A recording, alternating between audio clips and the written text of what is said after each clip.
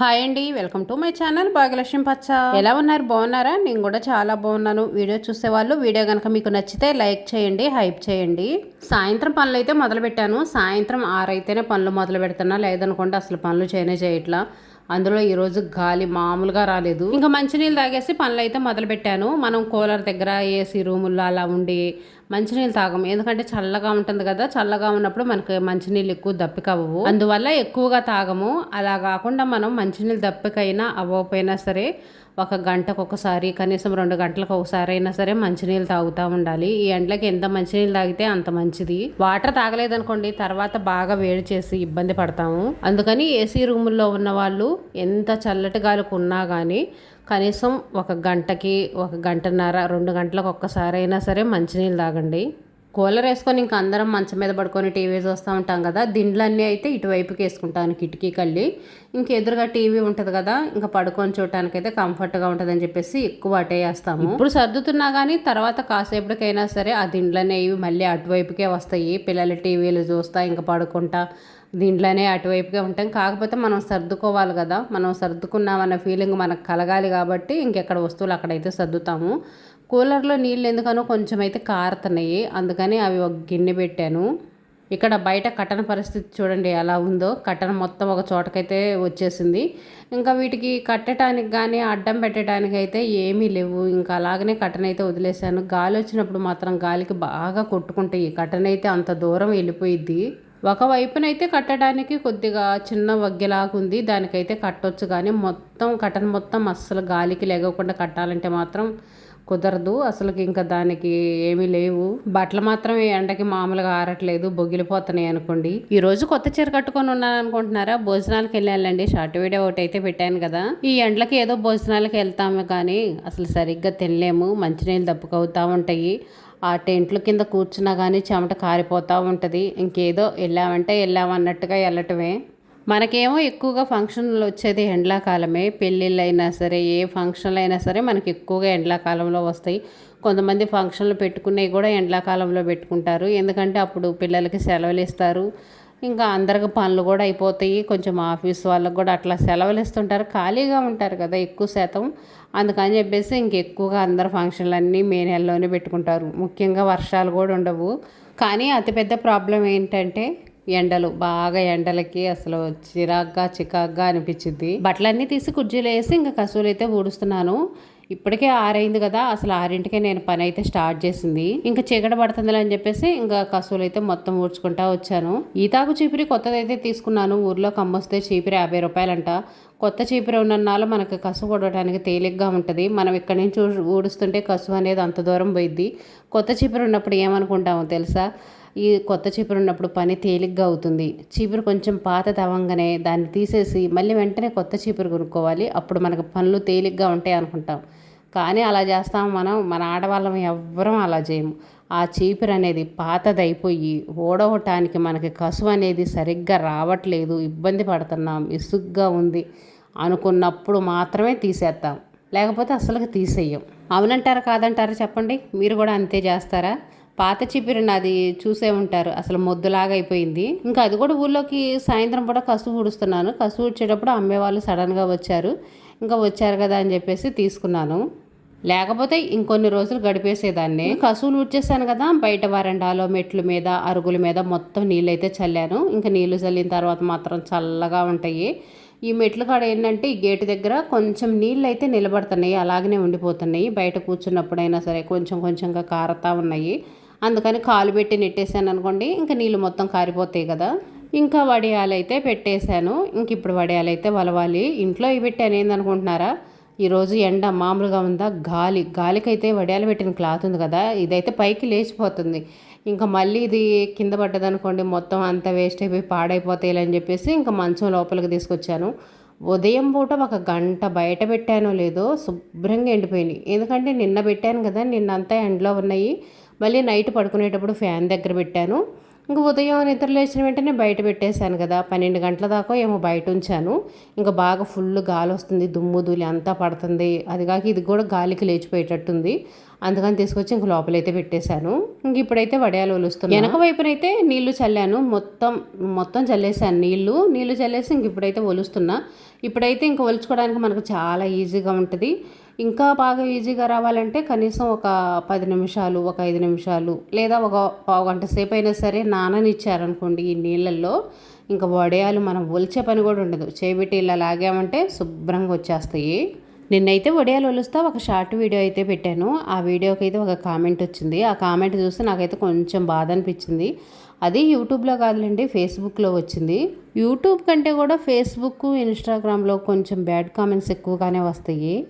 ఇంకా సోషల్ మీడియాలోకి వచ్చినప్పుడు ఇవన్నీ తప్పవు కదా. ఒక్కోసారి బాధ అనిపించినా కానీ ఇంకా తప్పదు. మనం ఎవరికేమో నష్టం చేయట్లేదు, మన పనులు ఏదో మనం వీడియోలు తీస్తున్నాం అంతే కదా అని మనకు మనం సర్ది చెప్పుకోవటం, ఇంకా కంటిన్యూ చేయటం. వీటన్నిటికి భయపడి వదిలేసామనుకోండి, మళ్ళీ మనల్ని నవ్విన వాళ్ళు, ఎగతాళి చేసిన వాళ్ళు ఉంటారు కదా, వాళ్ళ ముందు ఇంకా మనం చులకన అవుతాము అని చెప్పేసి ఇంకా కంటిన్యూ చేయాల్సి వస్తుంది. ఇంతకీ ఇవన్నీ చెబుతున్నా కానీ అసలు కామెంట్ ఏందో ఏం పెట్టారో కూడా చెప్పలేదు కదా.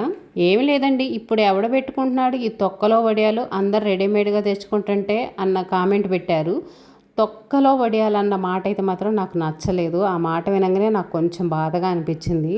ఆ కామెంట్ పెట్టిన వాళ్ళు ఇప్పుడు వడియాలు ఎవరు పెట్టుకుంటున్నారండి, ఎవరికి టైం ఉండట్లేదు, లేదనుకోండి అపార్ట్మెంట్లో ఉంటున్నాం, ఎండ రావట్లేదు, లేక టైం కుదరట్లేదు, అందుకని రెడీమేడ్గా తెచ్చుకుంటున్నాం అని కామెంట్ పెట్టినా సరే ఇబ్బంది లేదు, అలా అయితే బాగానే ఉంటుంది, ఓకే.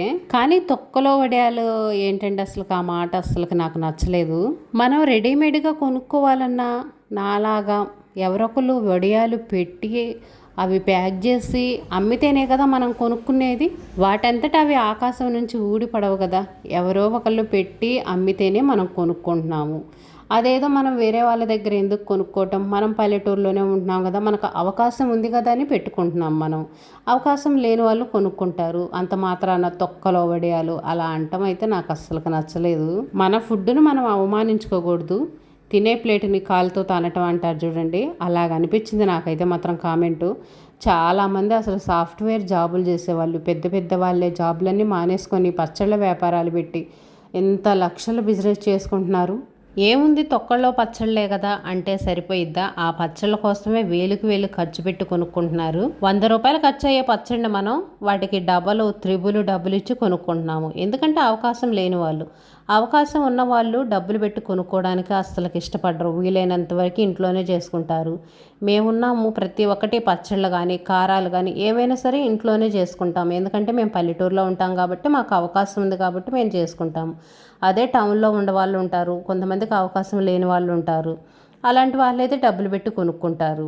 ఏదో చెప్తారు చూడండి, పొరుగింటి పుల్లకూర రుచి అని. డబ్బులు పెట్టి కొనుక్కునే రుచిగా ఉంటాయి, ఇంట్లో తయారు చేసుకున్నవి ఏమో తొక్కలోయి. సరేలేండి, ఇంక ఇలాంటి వాళ్ళు చాలామంది ఉంటానే ఉంటారు. ఇంకా అవన్నీ పట్టించుకోకుండా మన పని మనం చేసుకోవటమే. ఎందుకో నాకు కొంచెం బాధ అనిపించింది, అందుకోసమే ఇంకా మీతో పంచుకుందామని చెప్పేసి అయితే చెప్పాను. ఇంకా బట్టలు అయితే మడతేసి పెట్టేశాను. ఇంకా బియ్యం కూడా కడిగాను. బియ్యం కడిగేసి ఇంక ఇస్త్రీ పెట్టేసి కాసేపు అయితే నానబెడతాను. బియ్యం బాగా నాని అనుకోండి అన్నం త్వరగా ఉడికిద్ది. అన్నం కొంచెం పొడి పొడిలాడుతా మెత్తగా బాగుంటుంది. అప్పటికప్పుడు కడిగి పొయ్యి మీద పెట్టామనుకోండి కొంచెం అన్నం అనేది పలుకులుగా ఉంటుంది, ఉడకటం కూడా త్వరగా ఉడకదు. ఇంక నేనైతే బయటకు వచ్చేసాను. ఇప్పుడు ప్రస్తుతానికి ఇంక ఇంట్లో పని అయితే ఏం లేదు. ఇలా బయటకు వచ్చేసి కూర్చున్నాం అనుకోండి, చల్లటి గాలికి హాయిగా ప్రశాంతంగా అనిపించిద్ది. అసలు ఏంటో మేఘాల్లో తేలిపోతున్నాం అన్నట్టుగా ఉంటుంది. సాయంత్రం పూట అయితే అసలు గాలి మంచి గాలి, చల్లటి గాలి వస్తుంది. 7 గంటల నుంచి నైటు 11 గంటలు 12 గంటల దాకా బాగా చల్లటి గాలి వస్తుంది. మళ్ళీ అక్కడి నుంచి అయితే ఆగిపోయిద్ది గాలి. అసలుకి ఎంత మంచి స్వచ్ఛమైన గాలి అనుకోండి. ఇంకా టీవీలు చూడటం లేదు, సీరియల్ చూడటం లేదు.